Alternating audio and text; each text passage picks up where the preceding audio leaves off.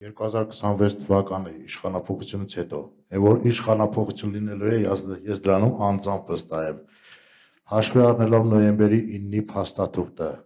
հնարավորություն կա եւս մեկ անգամ անդրադառնալ Արցախ եւ Լաչինի հարցի շուրջ այս վիճակում։ Նայեք, ով էր մտածում, օրինակ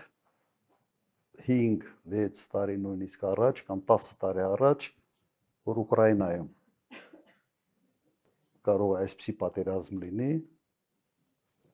որ աշխարհը խառնվի ընդհանրապես, որ Միացյալ Նահանգներում կարող է նախագահ ընտրվի երկրորդ անգամ Տրամպը, ով էր պատկերացնում, որ նման ոճով ընդհանրապես որևէ նախագահ կարող է աշխատել։ Հիմա աշխարհը մտել է մի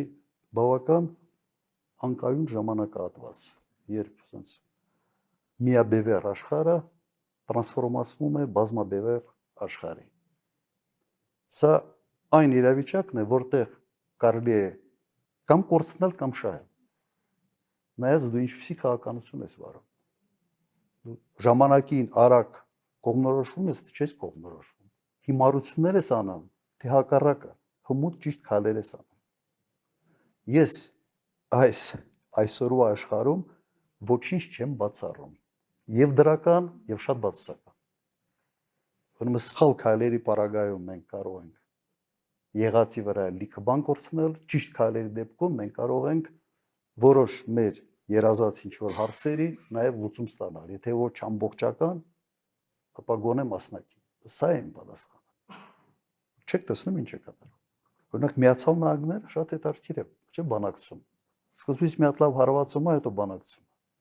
Ասում է տարիֆները 200%, 100%, 500%, հետո ինչ է ասում։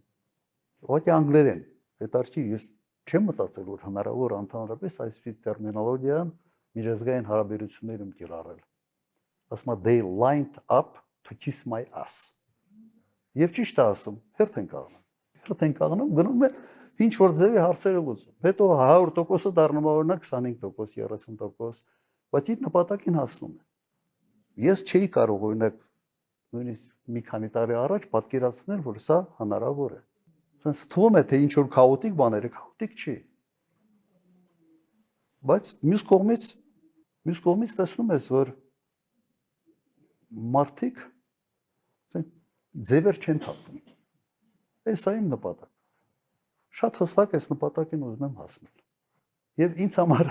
ավելի ընկալելի է այդ ոճի իմիջիալոց։ Սենց առանց սենց խարդավանքների եւ այլն։ Անում է, բայց հիմա աշխարհը փոխվել է։ Ինչ տեսանկյունից։ Եթե այդ բանակցային սեղանի շուրջ ոնց են նստում հիմա ամերիկացիք։ Սենց կոլտը դնում է սեղանին, ասում է նստենք բանակցենք։ Առաջ կոլտը սեղանին չէին դնում, բայց կոլտը երևում էր։ Բանակցում էին ջանջիգարով, բայց մեկը բոլորը հասկանում են, որ ինչ որ բան պետք է,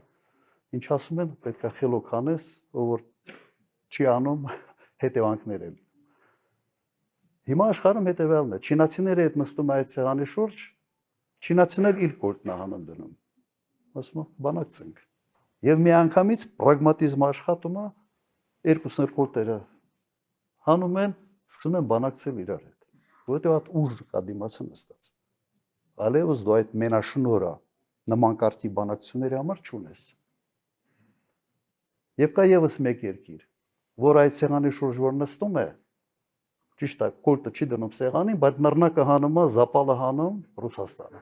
Ասում է բանակցենք։ Եվ եւս հասնում է